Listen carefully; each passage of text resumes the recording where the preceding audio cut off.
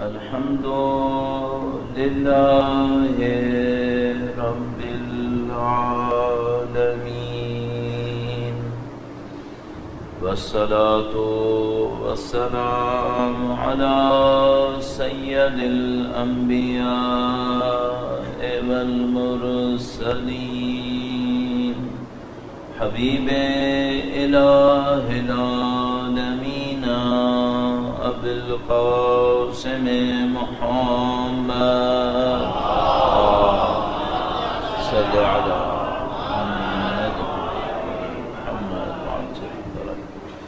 وعلى آله الطيبين الطاهرين سيما بقية الله في الأراضين. قال الله تعالى في كتابه الكريم بسم الله الرحمن الرحيم أم حسبت أن أصحاب الكهف والرقيم كانوا من آياتنا عجبا. درود بھیجے گا محمد و آل محمد صلی اللہ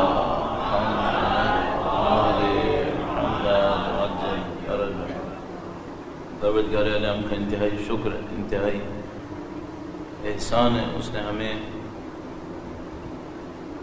کائنات کی بہت سارے مخلوقات کے مقابلے میں فضیلت دی ہے، عقل اور شعور سے نوازا ہے. اس نے اپنے راستے کی نشاندہی اپنے دین کے ذریعے سے کی ہے. ہمیں اور آپ کو بہترین شریعت کے دور میں پیدا کیا، بہترین نبی کے دور میں پیدا کیا، ایسے امام کے دور میں پیدا کیا جن کے ذریعے سے انبیاء اور ائمہ کے وعدے پورے ہونے والے. اللہ سے دعا کرتے ہیں خدا ہمیں اس امام کے ظہور کا دن دیکھنا نصیب فرما، ان کی نصرت کی سعادت نصیب فرما، ان کی نصرت کی راہ میں شہادت نصیب فرما. تمام دعاؤں کی قبولیت کے لیے وقت کے امام کے حضور ادائے احترام عرض تسلیت، ان کی نظر لطف کے حصول کے لیے زائرین سید الشہداء کی حفاظت، ان کی زیارات کی قبولیت کے لیے درود بھیجیں محمد و آل محمد صلی علی محمد آل محمد وعجل فرجهم. بلخص جن لوگوں کے راستے میں رکاوٹیں ہیں، ٹکٹس کے مسئلے ہیں، ویزوں کے مسئلے ہوئے ہیں، ان تمام کی رکاوٹوں کی دوری کے لیے ایک بار پھر درود بھیجیں محمد و آل محمد صلی علی محمد آل محمد وعجل فرجهم. قرآن تعالیٰ نے انسان کو جن نعمتوں سے نوازا ہے، ان نعمتوں کو مختلف درجے میں لوگ قرار دیتے ہیں. کچھ نعمتیں ایسی ہیں جن کا اثر تھوڑی دیر کے لیے رہتا ہے پھر ختم ہو جاتا ہے. کچھ نعمتیں ایسی ہیں جن کا اثر ہمیشہ رہے گا. ایک انسان، میں معمولاً اس کی مثال میں عرض کرتا ہوں کہ اگر ایک انسان خدا کی دی ہوئی نعمت سے کھانا کھاتا ہے، بھوک اس کی ختم ہوتی ہے، یہ خدا کی نعمت ہے، لیکن اس کا اثر تھوڑی دیر رہے گا، دوبارہ بھوکا ہو جائے گا. تو اس نعمت کا شکر بجا لانا ضروری ہے. لیکن کچھ نعمتیں ایسی ہیں جو ابدی ہیں، ہمیشہ رہیں گی. مثلاً اگر واقعاً ہم نے یہ درود توجہ سے بھیجا، واقعاً خلوص سے بھیجا اور واقعاً یہ درود قبول ہو جائے، اس کا اثر ابدی ہے، یہ تعبد اس کا اثر ہمارے اوپر رہے گا. کچھ نعمتیں ایسی ہیں جو مختصر ہیں، کچھ عرصے ہیں، کچھ عرصے نہیں ہیں. کچھ نعمتیں دائمی ہیں، ان کا اثر صرف دنیا پہ نہیں ہے، قیامت تک اس کا اثر رہنا ہے. انسان ان نعمتوں کا شکر بجا لائے جن کا اثر تھوڑی دیر کے لیے رہے، اور خدا نہ کرے نعوذ باللہ تعالیٰ اس نعمت کو بھول جائے، نعوذ باللہ تعالیٰ، جس کا اثر ہمیشہ رہنا ہے. ہر ایک کفرانی نعمت ہو جائے گی. پھر امامت ایسی ایک نعمت ہے. امامت یعنی رہنمائی، امامت یعنی خدا کے راستے پہ چلنا. کہ وہ جو مشہور و معروف دعا ہے اللہم عرفنی نفسک، خدایا ہمیں اپنی معرفت نصیب فرما. اگر تیری معرفت نصیب نہیں ہوئی تو ہم تیرے نبی کو نہیں پہچان پائیں گے. اپنے نبی کی معرفت نصیب فرما. بعض دعاؤں کے اندر نبی اور رسول دونوں آ جائے. بعض دعاؤں بس کتابوں کے اندر یا بعض دعاؤں کے اندر نبی دونوں دفعہ آیا ہے باہر.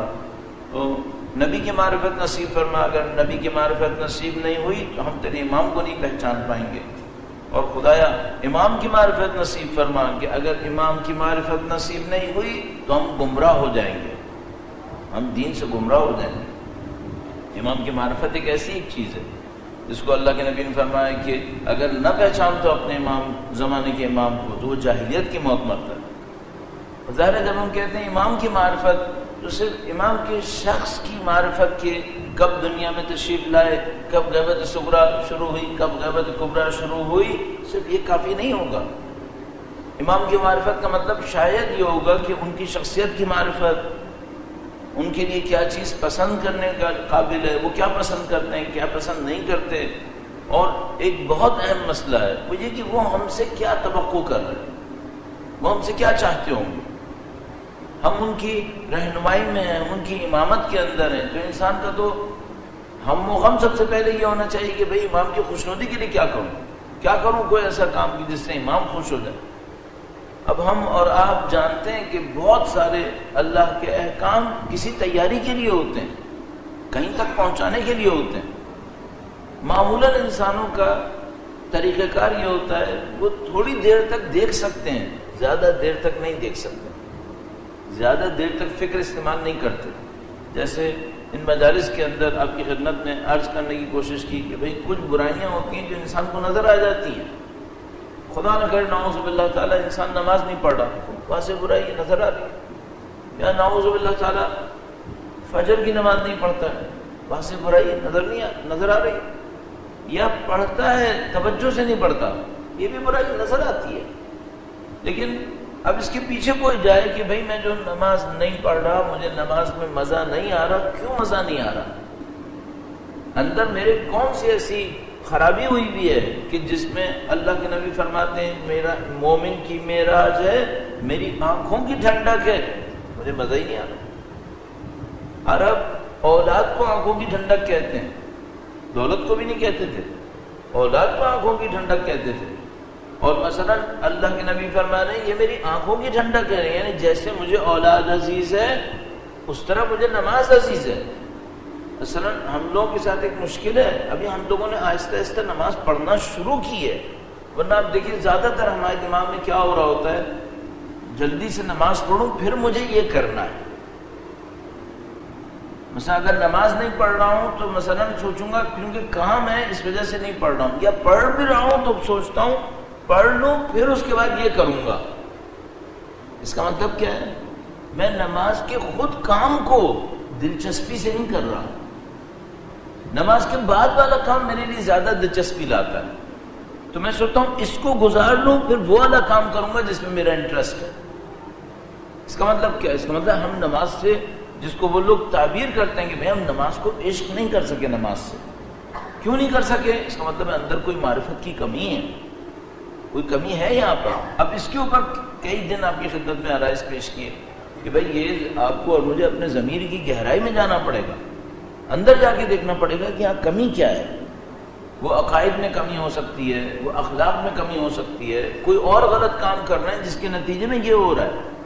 مثلا عرض کیا تیزی سے, اگر میں اس کو دہراؤں, عرض کیا تھا کہ بھئی اگر کوئی شخص زندگی میں جھوٹ بولے گا نعوذ باللہ تعالیٰ, اس کی زندگی میں صداقت نہیں ہوگی, بہت مشکل ہے نماز شب پڑھ پائے, نہیں پڑھ پائے گا, مس ہوتی رہے گی, چاہتا بھی ہوگا نہیں کر پائے گا, کیونکہ وہ صداقت نہیں ہے اس کے ساتھ, وہ سچائی نہیں ہے اس کے اندر. اس سچائی کا مطلب صرف زبان کی سچائی نہیں ہے, چہرے کی سچائی, نیت کی سچائی.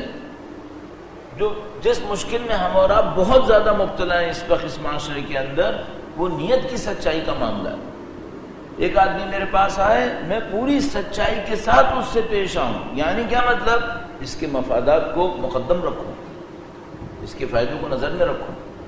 یہ نہ کروں کہ اپنے آپ کو دیکھوں اور یہ سوچوں صحیح اس کو پتہ تو نہیں چل رہا نا, تو وہ خود میرے پاس آیا. اب وہ ممکن ہے کہ اس کو پتہ ہی نہ ہو, وہ صحیح فیصلہ نہ کر سکتا ہو, تمہارے پاس ہوشیاری تھی, تمہیں بتانا چاہیے تھا کہ تمہارا فائدہ اس میں نہیں ہے, تم یہ کام مت کرو, اس میں میرا فائدہ ہے لیکن تمہارا فائدہ نہیں ہے اس کے اندر. اگر یہ سچائی نہیں ہوگی تو کیا ہوگا, ہم عبادات کے یا عبادات سے محروم رہ جائیں گے, یا عبادات کا لطف ہمیں نہیں آئے گا.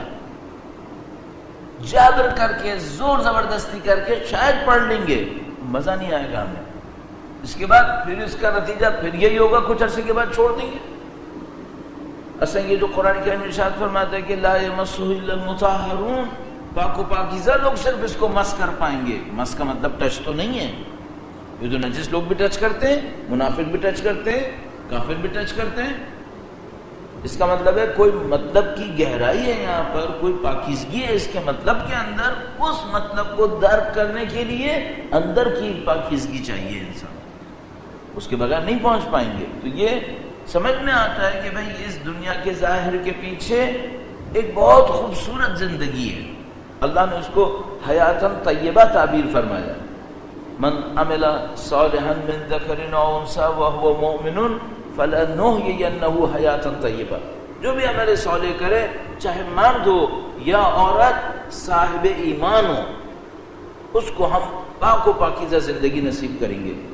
یہ حیاتاً طیبہ، مطہرون، یہ کیا ہے؟ یہ سب یہ بری نیتوں کے ساتھ جمع نہیں ہوگا۔ سب سے بڑی محنت جو ہمیں اور آپ کو اپنے اندر کرنی پڑے گی، جو آج کے معاشرے کو دیکھ کے عرض کر رہا ہوں، نیتوں کو صاف کرنا۔ ہم لوگ اس کو ہوشیاری کہتے ہیں کہ ہم دکھائیں کچھ اور اندر سے کچھ اور ہوں، ہم اس کو ہوشیاری کہتے ہیں کہ سامنے والا میرے ہاتھوں پھنس جائے، اس کے ہوتے ہوئے دین نہیں ہوتا، اس کے ساتھ دین نہیں چلتا۔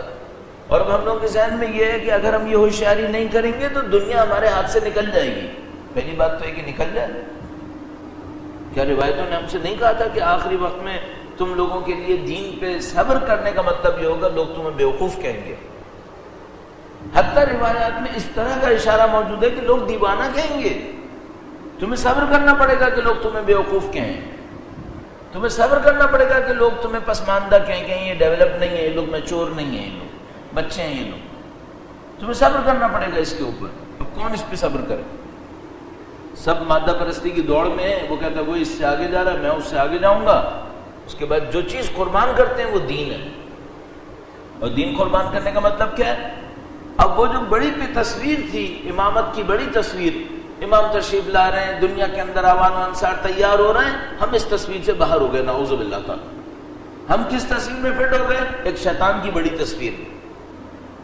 یہاں پر ایک خدا کے نمائندے کی ایک بڑی تصویر ہے جس کے اندر حجت خدا کی تشریف آوری ہے، عوام و انصار تیار ہو رہے ہیں، تزکیہ نفس کر رہے ہیں، جانوں پہ کھیل رہے ہیں، شہادتیں دے رہے ہیں، قربانیاں کر رہے ہیں، اپنی دنیا سے گزر رہے ہیں۔ ایک طرف شیطان کی بڑی تصویر ہے، اس کے اندر اوپر سب سے زیادہ دنیا پرست ہیں، ان کے بعد چھوٹے دنیا پرست، اور چھوٹے دنیا پرست اور چھوٹے، اب وہ جن کو دھوکہ ہوا وہ دنیا کے پیچھے بھاگے جا رہے ہیں۔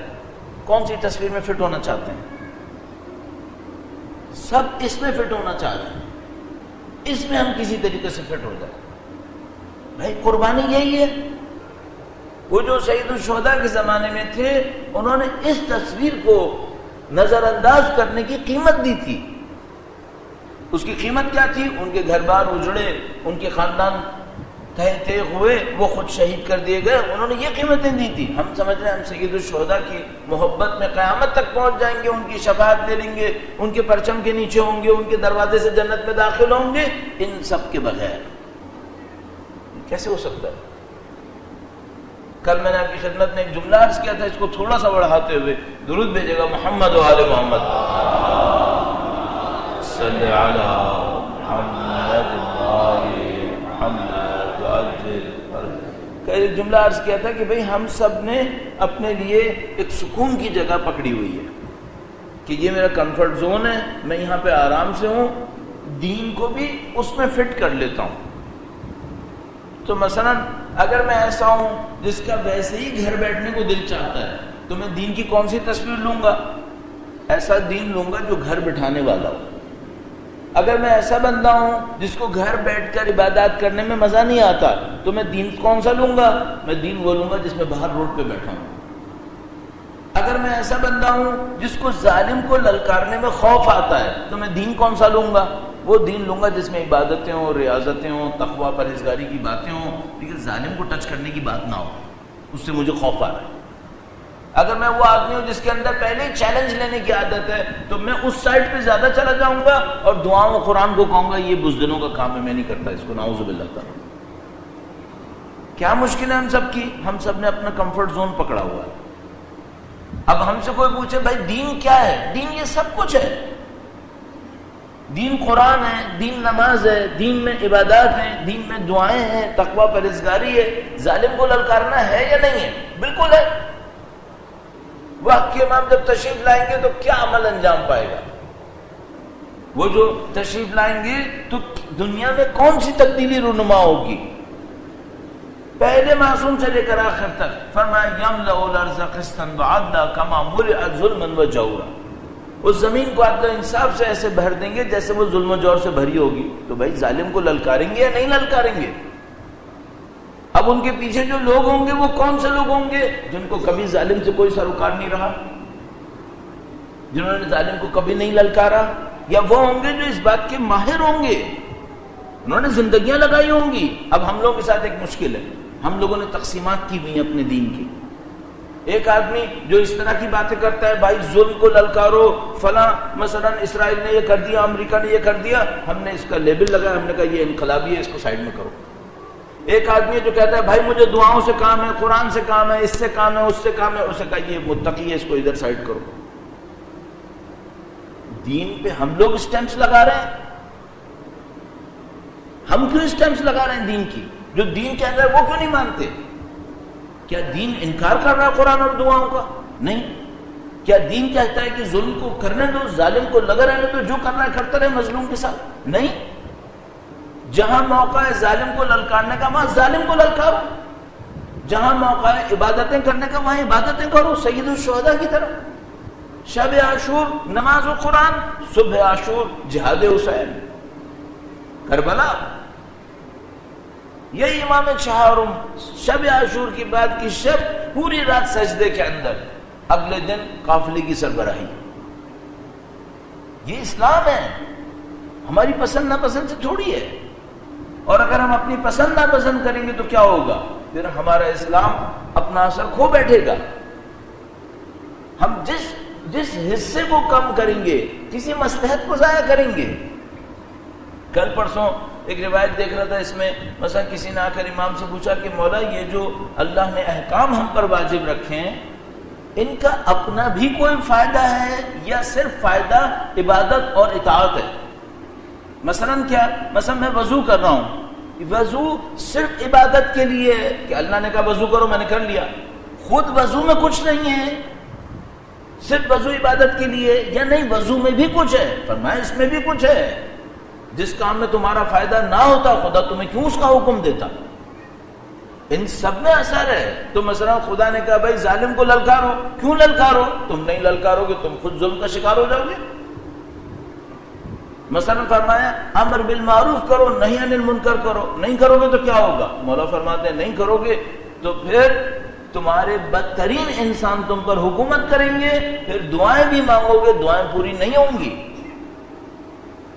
اب ہمارے ساتھ جو ہو رہا ہے پریکٹیکلی یہی ہو رہا ہے.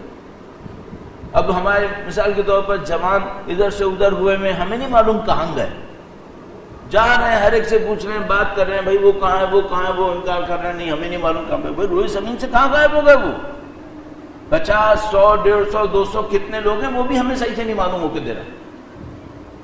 جتنے بھی ہیں بالآخر تھے اسی ملک کے اندر، آئے یہاں پر تھے، یہاں سے کہیں گئے ہیں، کوئی لے کے گیا اس کا مطلب ہے.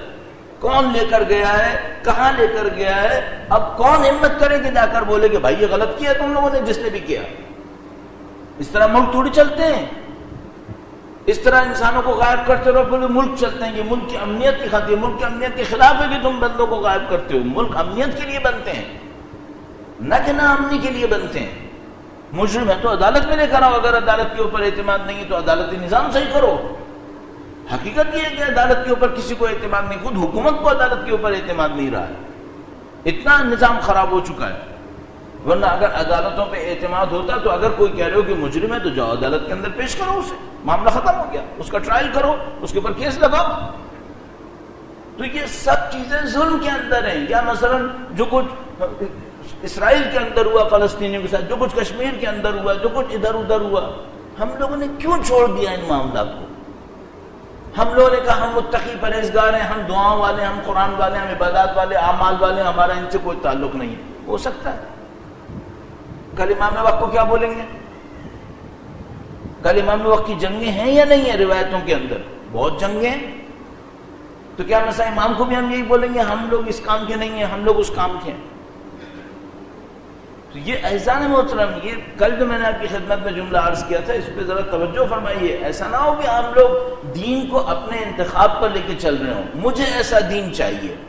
ایسا نہیں ہو سکتا. اور یہ جتنی باتیں ہم عرض کرتے ہیں، مثلا نفس کی تربیت ہو، انسان اپنی تربیت کرے، یہ کیوں کہتے ہیں؟ کیونکہ جب میدان میں اترے گا نا تو یہی رکاوٹیں بنیں گی. مثال عرض کرتا ہوں آپ کی خدمت میں، درود بھیجے گا محمد و آل محمد صلی علی محمد و آل محمد وعجل. مثلا یہ جو ہمارے پاس مشہور روایت موجود ہے کہ فلاں شخص آیا، اس امام نے کہا کہ بھائی تم ساتھ دو. اس نے کہا میں گھوڑا دوں گا، میں شمشیر دوں گا. گھوڑا میرا اتنا اچھا ہے، اتنا پیسے کا ہے. شمشیر میری اتنے پیسے کی ہے، اس کو میں نے زہر میں اس طرح سے کیا ہے.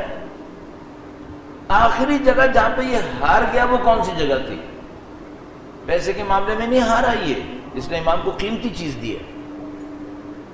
جس جگہ پہ ہار گیا وہ یہ تھا کہ میں جان نہیں دے سکتا. اچھا، ہم لوگ اس چیز سے امتحان ہوں گے جس کی ہمارے نزدیک کوئی قیمت نہیں ہے، یا اس چیز سے امتحان ہوں گے جس کی ہمارے نزدیک قیمت ہے؟ قرآن فرماتا ہے قرآن کریم لن تنالوا البر حتى تنفقوا مما تحبون. تم اس پہ آزمائے جاؤ گے جس کی محبت تمہارے دل کے اندر ہے. اب ایک آدمی نعوذ باللہ تعالیٰ، ایسے میں اپنے ذہن میں سوچ رہا ہوں نہیں ہوگا ایسا، مثلا کوئی اپنی اولاد سے محبت نہیں کرتا، اس کو اولاد سے آزمایا جائے گا، اولاد سے محبت ہی نہیں کرتا. نعوذ باللہ نہیں ہوگا ایسا کوئی انسان. لیکن اگر سوچوں مثلا کسی کو پیسے سے اتنی محبت نہیں ہے جتنی اپنی جان بچانے کی فکر ہے، اس کا پیسے سے امتحان نہیں ہوگا. وہ پیسہ دے دے کے مر جائے، اس سے کچھ نہیں ہونے والا. اس کا امتحان اس سے ہوگا تم نے وقت دیا تھا یا نہیں دیا تھا، تم خود میدان میں آئے تھے یا نہیں آئے تھے. جیسے وہ سید الشہداء والا بندہ تھا. اور جہاں جس چیز کی ضرورت ہے وہاں آنا ہوگا. اب ایک آدمی کا امتحان پیسے سے ہے، وہ کہتا نہیں مجھ سے ٹائم لے لو، پیسہ نہیں لو. تمہارا امتحان وہاں پہ ہوگا. ہر انسان کو مختلف طریقے سے آزمایا جائے گا. مثلا ممکن ہے میں یہ سوچوں بھائی میرا امتحان پیسے سے ہوگا، میں پیسہ دے دے کے اپنی جان چھڑاتا رہوں، اور اس کے بعد پتہ چلے کہ نہیں بھائی معاملہ ایسا کچھ اور تھا. تو یہ معاملہ کہاں کھلے گا؟ یہ معاملہ کھلے گا نعوذ باللہ تعالیٰ جب میں مرنے لگوں گا، اور خدا مجھ سے کہے گا کہ تم کس کو دھوکہ دے رہے تھے؟ خدا کو دھوکہ دے رہے تھے. آیت تم یہ سمجھ رہے ہو کہ تمہیں تو کچھ سمجھ میں آ رہا ہے، خدا کو سمجھ میں نہیں آ رہا تم کیا کر رہے ہو ہمارے ساتھ. تو اعزان محترم، یہ جو بات تھی کل کہ بھائی آپ اپنے کمفرٹ زون سے باہر نکلے ہیں، یہ سب سے مشکل کام ہے اس وقت. سب اپنی اپنی تصویر لے کر دین کے اوپر اپنی تصویر اپنی مرضی سے بنائیں، ایسے دین نہیں بنے گا. اور اس خاطر ہم کہتے ہیں بھائی قرآن پڑھو، نہج البلاغہ پڑھو، تاکہ جو اصل دین ہے وہ سمجھ میں آئے. اصل دین ہے وہ سمجھ میں آئے. درود بھیجے گا محمد و آل محمد صلی علی محمد و آل محمد وعجل فرج. اللہ اکبر یا رسول اللہ یا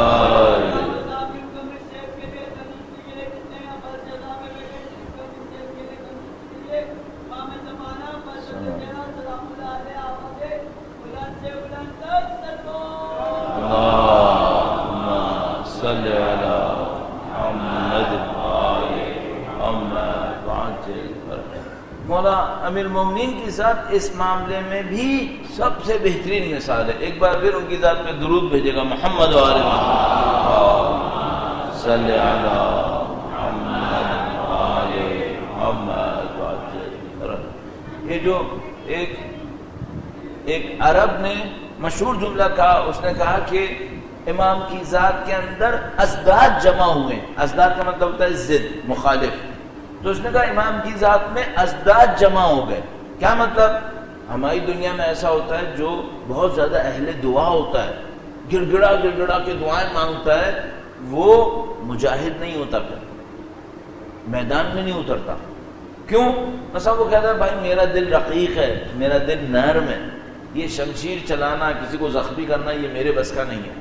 تو وہ سائڈ میں ہو جاتا ہے. کہتا ہے بھائی جب بات ہو دعاؤں کی، مناجات کی، قرآن کی تو مجھے بلا لینا، اور بات کسی سے لڑنے لڑانے کی ہو، بے اصطلاح جس کو ہم لوگ عوامی زبان میں کہتے ہیں کسی کے سامنے منہ دینا ہو، تو بھائی میں نہیں آؤں گا، وہ کوئی اور جائے گا، وہ دوسرا کوئی جائے جس کا گریبان کھلا ہوا ہو وہ جائے گا وہاں. اچھا جب بات ہو قرآن کی اور نہج البلاغہ کی اور دعاؤں کی اور اعمال اور عادات کی، تو جس کا وہ گریبان کھلا ہو کہتا ہے بھائی تم لوگ جاؤ، تم لوگ اللہ اللہ کرو، ہم کہیں اور ہیں. یہ دین نہیں ہے، یہ ہماری منمانی ہے. کیوں؟ امیر المومنین کی ذات سے سیکھو. دعا سکھاتے ہیں تو دعائے کمیل بنتی ہے، شمشیر چلاتے ہیں تو حیدر کرار ہوتے ہیں. یہ امیر المومنین کی ذات ہے. درود بھیجے گا محمد وآل محمد. صلی علی محمد وآل محمد وعجل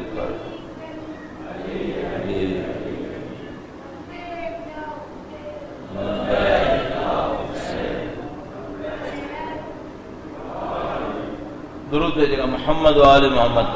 اللہم صلی علی محمد وآل محمد وعجل. ایک جنگ میں شرکت کرنے والا ایک شخص کہتا ہے کہ دشمن کا لشکر سامنے کھڑا تھا اور سخت جمع ہوا ہوا لشکر، پیک بالکل، یعنی اپنے اسلحے کے ساتھ، اور کسی میں ہمت نہیں تھی کہ ان کے سامنے جا کر کھڑا ہو اور حملہ کرنے کی کوشش کرے. کہنے کا امیر المومنین دشمن کے لشکر میں نعرے تکبیر لگاتے ہوئے شمشیر چلاتے ہوئے داخل ہو گئے، اکیلے دشمن کے لشکر کے اندر داخل ہو گئے. اور اس زبردست قسم کی جنگ تھی کہ وہ جو لشکر ایسا لگ رہا تھا جیسے یہ بالکل پیکڈ ہے، اس کے اندر تیر اور نیزہ بھی نہیں جا سکتا. امیر المومنین اس کو کاٹتے ہوئے گئے، پیچھے سے تمام کشتوں کی پشتے لگائے اور ادھر سے کئی سو لوگوں کو مارتے ہوئے اس طرف سے واپس آئے، اپنی جگہ کے اوپر کھڑے ہوئے. جب اپنی جگہ پہ کھڑے ہوئے تو سامنے والا لشکر تتر بتر ہو چکا تھا، کتنے ہی لوگ اس کے مر چکے تھے، زخمی ہو چکے تھے.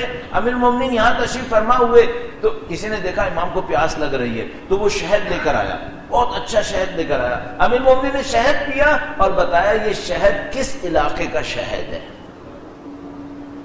تو وہ کہنے لگا کہ مولا کے اعصاب دیکھو، سینکڑوں لوگوں کو مار کے آئے ہیں اور کنٹرول اتنا ہے کہ شہد پی کے بتا دیا کہ کس علاقے کا شہد ہے. یہ امیر المومنین کی ذات ہے. اور یہی امیر المومنین جب یتیموں کے سامنے آتے ہیں اللہ اکبر، تو لگتا ہے ان سے نرم دل کائنات میں کوئی نہیں ہوگا، اور حق یہی ہے. ان سے زیادہ رقیق القلب کائنات میں کوئی نہیں.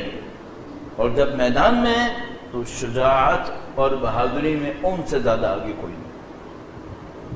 ہمیں خدا متعال نے ایسے ائمہ سے سیکھنے کو کہا ہے، ہمیں خدا نے یہ کہا ہے کہ سیکھو. اور ہماری کوتاہی یہ ہے کہ ہم نے شخصیتوں کو تقسیم کر دیا، ہم نے کرداروں کو تقسیم کر دیا، اور اس کے بعد اپنی من پسند ایک کردار کو لے کر بیٹھ گئے. اچھا اب اس کا طریقہ کار کیا ہوگا؟ یہ تو چلو بات ہو گئی، تنقید ہو گئی. راستہ کیا ہوگا؟ بھائی ہر معاملے کے اندر راستہ یہ ہوگا چھوٹے چھوٹے قدم سے اپنے اندر تبدیلی لے کر آئے.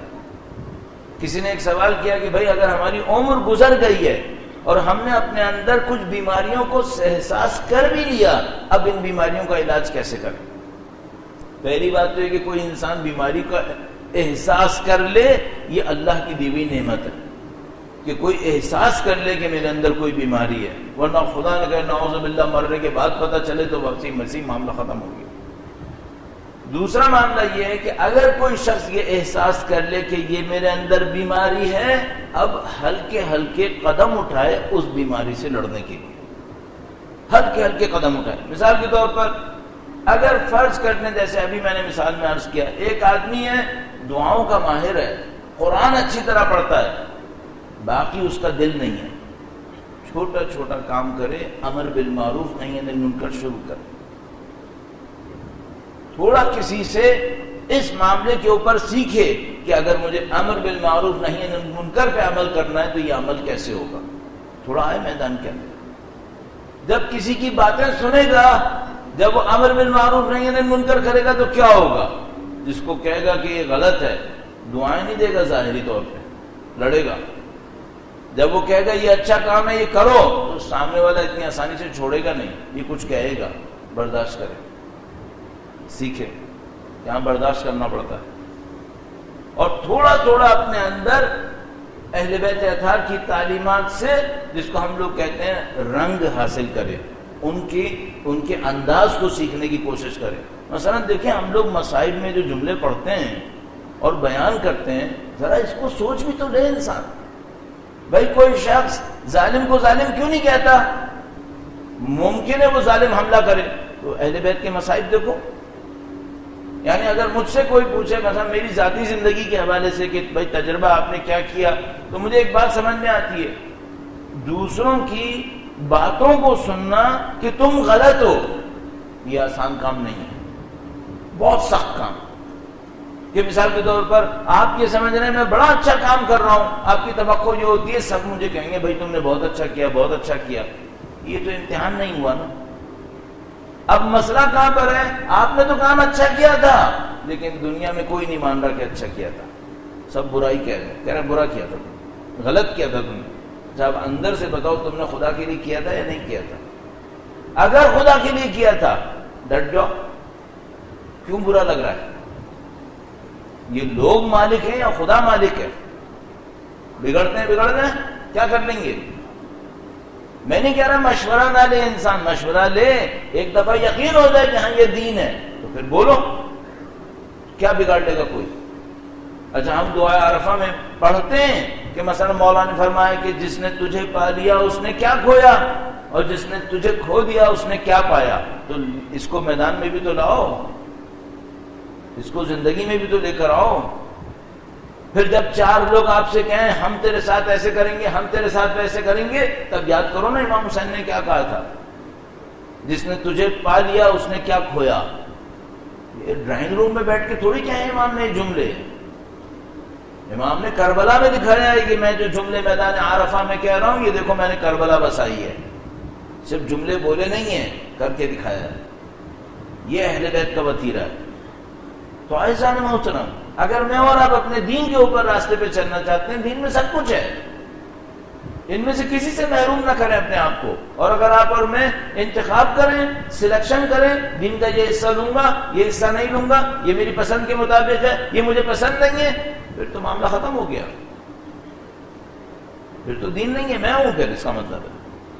اب ہم نے یہ سوسائٹی میں چونکہ رائج تھا تو میں نے آپ کی خدمت میں ضروری سمجھا کہ ایسا نہ ہو کہ ہم نے 7-8 دن تزکیہ نفس کے اوپر بات کی، تہذیب نفس کے اوپر بات کی، تو کوئی یہ سمجھے کہ بھائی دین بس یہی ہوتا ہے کہ آپ کمرے میں بیٹھ جاؤ، گھر میں بیٹھ جاؤ، حجروں میں بیٹھ جاؤ، مسجدوں میں بیٹھ جاؤ، عبادتیں کرو، ریاستیں کرو، نفس کی اصلاح کرو، معاملہ ختم۔ نہیں، دین جامع ہے، دین میں سب کچھ ہے، سب کا خیال رکھنا پڑے گا، اور سب سے اہم کام کیا ہے؟ دوسروں کے ساتھ رہنا پڑے گا۔ ایک مثال آپ نے ہمیشہ سے سنی ہے، دوبارہ عرض کروں گا اور آپ کی ذہنت تمام کروں، درود بھیجے گا محمد و آل محمد صلی علی محمد و آل محمد عاجل فرج۔ البتہ آج کے زمانے میں بہت مشکل ہے کوئی ایسا ملے کہ مثلا وہ کہے کہ بھائی میں نے دنیا سے اپنے آپ کو توڑ لیا ہے، میں صرف اللہ کی خاطر عبادتوں میں مشغول ہوں، ریاستوں میں مشغول ہوں۔ ایسا کوئی ہوگا نہیں ایسے۔ اگر کوئی ہے بھی اور سمجھ رہا ہے کہ ایسے دین گزرنا ہے، اللہ کے نبی پسند نہیں کرتے تھے، اللہ کے نبی نے کبھی پسند نہیں کیا۔ مشہور و معروف روایت، کسی نے اللہ کے نبی کو بتایا آپ کے اصحاب نے یہ کیا ہے، فرمایا قطعاً میرے دین سے نہیں ہے، قطعاً مجھ سے کوئی تعلق نہیں ہے ان لوگوں کا، ان کو لوگوں کے درمیان رہنا ہے۔ کیوں اتنی تاکید ہے ہمارے پاس؟ اصل روایت ہے، وقت اتنا کم ہے کہ اب میں وہ روایت کے الفاظ نہیں عرض کر پاؤں گا، لیکن روایت ہمارے پاس موجود ہے۔ فرمایا اگر کوئی شخص ایسا ہو جو لوگوں کے درمیان زندگی نہ گزارے، ان کی مشکلات کو نہ جھیلے، چونکہ لوگوں کے درمیان زندگی گزارنے میں مشکلات آتی ہیں، ایک پسند کرتا ہے، ایک ناپسند کرتا ہے، ایک تعریف کرتا ہے، ایک مذمت کرتا ہے، کہ اگر کوئی مومن ایسا ہو اکیلا بیٹھے اور ان سب کو نہ جھیلے، اور ایک مومن ایسا ہو جو لوگوں کے درمیان رہے اور ان کی مشکلات کو جھیلے، تو وہ مومن یقیناً افضل ہے جو لوگوں کے درمیان رہے اور مشکلات کو جھیلے۔ میدان میں رہو۔ اصل مصیبت آتی اس وقت ہے معاشرے کے اوپر جب اچھے لوگ اپنے گھروں کے اندر جاتے ہیں، جب اچھے لوگ بولنا چھوڑتے ہیں، تو یہ کوئی تصور نہ کرے کہ بھئی اس طرح بیٹھنے سے معاملہ حل ہوگا، کوئی معاملہ حل نہیں ہونے والا۔ آپ کو اور مجھے میدان میں رہنا ہوگا، اور دنیا میں جو کچھ ہوگا وہ اسی طریقے سے ہوگا. امام کی تشریف آوری کی بات بھی ایسے ہی ہوگا. اگر ایک پوائنٹ میں چونکہ وقت اختتام پر ہے، ایک پوائنٹ اور آپ کی خدمت میں اضافے کے طور پہ عرض کروں. اپنے آپ کو اس طرح سے سوچنا ہے جیسے کہ ہم لوگ اور آپ ہمیشہ کہتے ہیں ایک دوسرے آپ سے، بھائی ہمیں موت کے بعد جو جھیلنا ہے نا اس کی بھی بہترین تیاری کیا ہے؟ اس کی بہترین تیاری یہ سوچو امام کے لشکر میں آئیں گے یا نہیں آئیں گے. اگر ہم امام کے لشکر میں آنے والے ہیں، امام کے ساتھیوں میں آنے والے ہیں، اس کا مطلب ہے موت بھی آسان ہے، پھر موت بھی صحیح ہے، وہ جھیل بھی جائے گی. اور اگر خدا نہ کرے نعوذ باللہ تعالیٰ آج رات آپ اور میں یہاں بیٹھے ہیں اور ہم یہ کہہ رہے ہیں کہ بھائی امام کے لشکر میں تو جانا چاہتے ہیں، یہ کام ہمارا صحیح نہیں ہے، تو بندے خدا اصلاح کب کرو گے؟ اور کیوں یہ امید لگائے ہوئے ہو کہ دوسروں میں یہ خرابی ہوتی ہے تو وہ لشکر میں نہیں جائے گا اور میرے اندر یہ خرابی ہوئی تو میں پھر بھی جاؤں گا؟ کیوں؟ مثلا اگر اہل بیت نے فرمایا ہے کہ صلہ رحم قطع رحم قبول نہیں ہے، اگر کوئی اپنے رشتہ داروں سے قطع کرتا ہے قبول نہیں ہے، اور خاص کر فرمایا ان رشتہ داروں سے جو تمہارے ساتھ اچھے نہیں کر رہے، خاص کر فرمایا ان رشتہ داروں سے جو تمہارے ساتھ اچھے نہیں ہیں. ایک دفعہ وہ رشتہ دار ہے جو میرے ساتھ اچھا ہے، میرے ساتھ ہمدردی کرتا ہے، میری مشکل میں کام آتا ہے، میرے دکھ سکھ کے اندر میرے ساتھ کھڑا ہوتا ہے، اس سے صلہ رحم تو کون بے وقوف نہیں کرے گا؟ یہ تو اپنی ذات کی خاطر بھی انسان اس کے ساتھ صلہ رحم کرے گا. صلہ رحم کا اصل مسئلہ وہاں پر اس رشتہ دار کے ساتھ ہے جو اتنا اچھا نہیں ہے، اصل مشکل وہاں پر ہے. ہاں کچھ استثناءات ہوں گے، مثلا کوئی کہے میں فلاں کے ساتھ اٹھوں بیٹھوں، نعوذ باللہ تعالیٰ اس میں کوئی ایسا گناہ ہے میرے بچوں کے اوپر اس کا اثر ہونے والا ہے، اب وہ ایک علیحدہ مسئلہ ہے. مجھے پسند نہیں کرتا، یہ ایک علیحدہ مسئلہ ہے، اس کے ساتھ مجھے نبھانا پڑے گا، اس کے ساتھ نبھانا پڑے گا. اب یہ جگہیں ہیں جہاں پر ہم سوچیں بھائی میں امام کے سامنے جانے والا ہوں، میرے اندر کمی کیا ہے؟ 8-9 دن میں نے آپ کی خدمت میں عرائض پیش کیے، صرف ڈرتا اس بات سے ہوں میرے اوپر بھی اثر نہ ہو، نعوذ باللہ تعالیٰ میں اپنے اندر کچھ تبدیل نہ کروں، اس لیے آپ کی خدمت میں عرض کر رہا ہوں. تھوڑا سا ریویو کریں، سوچیں بھائی میں نے امام کے لشکر میں جانا ہے، کون سی خرابی ہے جو مجھے رکوا سکتی ہے، کون سی خرابی ہے جو رکاوٹ بن سکتی ہے. اتنے دن میں نے آپ کی خدمت میں عرض کیا، کسی بھی خرابی کو چھوٹا مت لیں. مثلا نماز تو پڑھتا ہوں توجہ سے نہیں پڑھتا، بھائی یہ خرابی ہے، اس کو توجہ دو. نماز تو پڑھتا ہوں لیکن قضا کرتا ہوں، تو بندے خدا تمہیں کیا توقع ہے، اس کو صحیح کرو. مثلا اچھا آدمی ہے، خمس بھی دیتا ہے، مثلا اللہ کی راہ میں پیسہ صدقہ بھی کرتا ہے، لیکن دوسروں کا پیسہ لینے میں محتاط نہیں ہے، بھائی احتیاط کرو. ایک ہاتھ سے اچھا کر رہے ہو، 2 ہاتھ سے خراب کر رہے ہو، تمہارا پیسہ خراب ہو رہا ہے اس طریقے سے. آدمی اچھا ہے، نماز روزہ صحیح ہے، امان کرتا ہے، زیارات پہ جاتا ہے، حج پہ جاتا ہے، سب کچھ ہے، بات میں سچا نہیں ہے. کتنے لوگ ہیں، لوگ آ کر ہم سے بھی کہتے ہیں، ہمیں اپنے بارے میں بھی یہ ڈر لگا رہتا ہے کہ کہیں ایسا نہ ہو ہم بھی ایسے ہی بنے ہوئے ہوں کہ مثلا وہ بندہ آ کر کہتا ہے مولانا فلاں آدمی ہے ماشاءاللہ اتنا زیارات پہ جاتا ہے، اتنا زیارات پہ جاتا ہے، آدمی کے دل میں رحم نہیں ہے، سنگ دل ہے، کسی پہ رحم نہیں کرتا.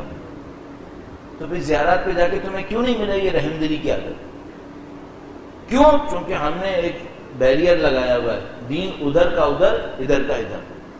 یہ نہیں ہو سکتا، اس کو سب کو ساتھ لے کے چلنا ہے. تو مثال کے طور پر آدمی دیندار ہے لیکن مثلا دونوں طرف سے عرض کروں، مثلا بیوی کے لیے اچھا نہیں، بیوی کے لیے بہت سخت دل ہے، یا مثلا زوجہ ہے تو دیندار لیکن مثلا فلاں کے حقوق نہیں دیتی. کیا ہو رہا ہے؟ دین ایسے ہوتا ہے، انسان بندگی کرتا ہے، پورے وجود کے ساتھ بندگی کرتا ہے، نہ کہ ٹکڑوں ٹکڑوں کے اندر، ایک میں بندہ ہوتا ہے، ایک میں مخالف ہوتا ہے، نافرمان ہوتا ہے.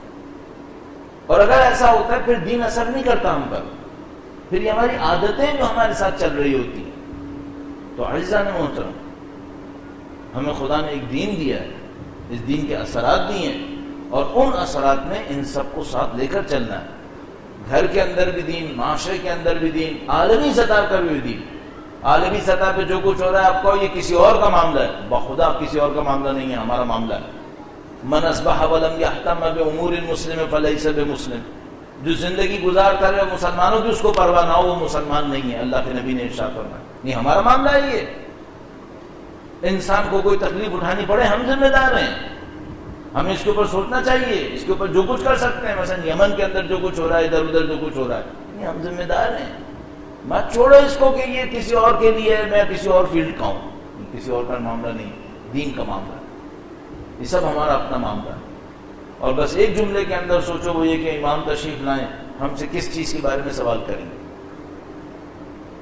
اگر واقعا مثلا انسان ان باتوں کو سوچے, زندگی تبدیل ہوتی ہے, اس کی یہ رکاوٹیں ٹوٹتی ہیں اور وہ میدان کے اندر آتا ہے. اتنا تیاری ہو جائے انشاءاللہ کہ ایک کم از کم حد تک ہم پہنچا دیں اور بعد میں امام سے درخواست کریں کہ مولا نظر لطف کر. ہم نہیں کہہ سکتے کہ ہم اتنے اچھے ہوں گے کہ ہم خود بخود ایلیجیبل ہو جائیں گے امام کے لشکر کے, خود بخود قابل ہو جائیں گے. نہیں ہوں گے. تھوڑا بہت محنت کریں گے اور بعد میں اس کریم امام سے کہیں گے کہ مولا اب لطف فرما, آپ نظر لطف فرما. یہ تو میں ہمیشہ عرض کرنے کی کوشش کرتا ہوں شروع میں کہ امام کی نظر لطف کو حاصل کرنے کی ہم عدل کی نظر نہیں مانگ سکتے ان سے. مثلا نعوذ باللہ میں کہوں مولا چونکہ میں نے یہ کام کیا لہذا آپ میرے ساتھ نیکی کریں, نہیں ہم یہ نہیں کر سکتے. ہمارا پھر ایسا کوئی کام نہیں ہے. ہم جو ان سے درخواست کر سکتے ہیں وہ یہ کہ مولا حقیقت یہ ہے کہ ہر چیز میں کمزور ہے, ہر چیز میں کمزور ہے, لیکن آپ کی نظر لطف کے منتظر ہے. آپ کی نظر لطف چاہیے اور اس نظر لطف کو حاصل کرنے کے لیے اپنے امام کے پاس کیا لے کر جا سکتے ہیں. اپنے امام سے کہیں گے مولا آپ کے جد امجد کے چاہنے والے ہیں, آپ کے اس جد امجد پر جس کے لیے آپ گریہ فرماتے ہیں ہم بھی گریہ فرماتے ہیں, جس پہ آپ کے آنسو گرے ہیں انہی کے غم میں ہم نے بھی آنسو بہائے.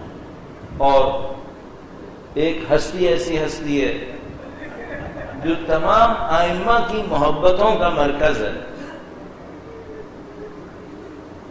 اگر ہم سے کوئی پوچھے بھائی کوئی نام ایک ایسا بتاؤ جس پہ رسول گرامی سے لے کر آخری امام تک سب نے گریہ کیا ہو, بلا شک و شبہ وہ بی بی سیدہ سلام اللہ علیہا کی عظیم الشان ہستی, اس پہ سب نے گریہ کیا. بی بی کی ہستی میں کچھ ایسا راز موجود ہے کہ انسان کبھی کبھی یہ سوچتا ہے کہ بی بی کے کبھی فضائل پڑھو تب بھی انسان کو رونا آنے لگتا ہے. مصائب تو مصائب ہیں, یعنی انسان جب اتنا سوچتا ہے کہ یہ وہ عظیم الشان ہستی ہیں, جب تشریف لاتی تھیں تو اللہ کے رسول اپنی جگہ سے کھڑے ہو جایا کرتے, احترام فرماتے تھے. وفات نبی سے پہلے 6 مہینے تک روایات کے مطابق بی بی سیدہ سلام اللہ علیہا کے گھر کے سامنے کھڑے ہو کر فرماتے تھے السلام علیکم یا اہل بیت النبوہ. چاہتے تھے پورا مدینہ پہچان دے کہ اہل بیت میرے نزدیک یہ گھرانہ اہل بیت ہے.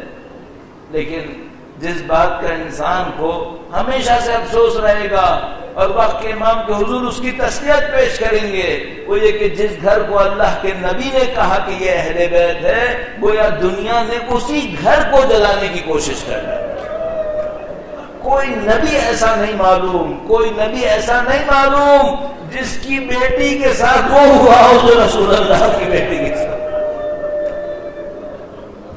اللہ کے نبی نے ایک جملہ ارشاد فرمایا, بیان فرماتے ہیں, بیان کرتے ہیں اللہ کے نبی سے ایک جملہ. اللہ کے نبی نے فرمایا مجھ پر وہ غم ٹوٹے, مجھ پر وہ مشکلات آئی ہیں جو کسی نبی پہ نہیں آئی ہیں, جو کسی نبی پر نہیں آئی. اچھا انسان یہ سوچتا ہے کہ بھئی ہمیں معلوم ہے ایسے انبیاء تھے جن کو درخت کے تنے میں چھپے ہوئے تھے, دشمن نے آری سے کاٹ دیا. ایسے نبی تھے, ایسے نبی تھے کہ جو لوگوں کے سامنے تبلیغ کر رہے تھے تو پتھروں کی اتنی بارش کی کہ نبی ان پتھروں کے درمیان دب کے دنیا سے رخصت ہوئے. ایسے نبی تھے. لیکن اللہ کے نبی نے کہا مجھ پر وہ مشکلات ٹوٹی جو کسی نبی پر نہیں ٹوٹی تھی. تو انسان پوچھتا ہے وہ مشکلات کون سی تھیں؟ تو پھر نبی بتائیں گے کہ کیا کوئی نبی ہے جس کی بیٹی کو تماچا لگا ہو؟ کوئی نبی ہے کہ جس کی بیٹی اپنے باپ کے جانے کے غم میں مبتلا ہو اور اس حالت کمزوری کے اندر اور اس کے گھر پہ حملہ ہوا ہو، ان کے وجود کو اس طرح ظلم کا نشانہ بنایا گیا ہو، اور اس کے بعد اللہ کے نبی ہم سے کہیں گے کیا تمہیں کوئی نبی پتا ہے جس کی 11 نسلیں شہید ہوئی ہوں، جس کے حسن مجتبیٰ کے لاشیں پر تیروں کی بارش ہوئی ہو؟ کیا تمہیں کوئی نبی پتا ہے؟ اور پھر جب اللہ کے نبی کربلا پر پہنچے تو عزیزوں ایک عجیب منظر ہے کربلا کے اندر، ایک عجیب منظر ہے. میں بس تیزی سے ایک روایت آپ کی خدمت میں عرض کروں گا. ایک موقع کے اوپر علامہ مجلسی اپنے مقتل کو تحریر فرماتے ہوئے مختلف کربلا کے واقعات کو بیان کرتے ہوئے ایک ایسی جگہ پہ پہنچے کہ سوچا کوئی ایسے معاملے کو بیان کروں جو سخت ترین معاملہ ہو کربلا کے اندر. تو مجلسی علامہ مجلسی کا اس طرح کا ایک بیان کہ خواب میں بی بی سیدہ تشریف لائیں اور انہوں نے کہا کہ وہ لمحہ بیان کرو جب میرا بیٹا الوداع کرنے کے لیے آیا تھا. تو میں سوچتا ہوں کہ یہ بی بی نے یہ لمحہ کیوں کہا؟ تو میرے ذہن میں یہ بات آتی ہے کیونکہ سیدہ ماں ہے نا، ایک طرف سے حسین کا دل دیکھ رہی ہے، ایک طرف سے بی بی زینب کا دل دیکھ رہی ہے، ایک طرف سے ان یتیم بچوں کی آوازوں کو سن رہی ہے. وہ لمحہ تھا جب یتیم امام حسین کے اطراف میں جمع ہوئے ہیں اور سب پوچھ رہے ہیں بابا ہمیں کس کے سہارے چھوڑ کر جا رہے ہو؟ عزیزوں ایک روایت موجود ہے وہاں پر، روایت بیان کرتے ہیں کہ سید الشہداء کی ایک چھوٹی بچی سید الشہداء کے سامنے آئی اور کہا کہ بابا مجھے اپنے گلے سے لگاؤ. بعض لوگوں نے کہا شاید یہ روایت قطعی نہ ہو، مستند نہ ہو، لیکن میں بس اتنا جملہ سوچتا ہوں یہ روایت صحیح ہو یا صحیح نہ ہو، یہ روایت یقیناً صحیح ہے کہ یہ بچی جب مقتل سے گزر رہی تھی تو حسین کے لاشے سے آواز آئی الیہ الیہ یا بلیہ. بچی نے کہا ہو یا نہ کہا ہو حسین کہہ رہے ہیں میرے پاس آ جا.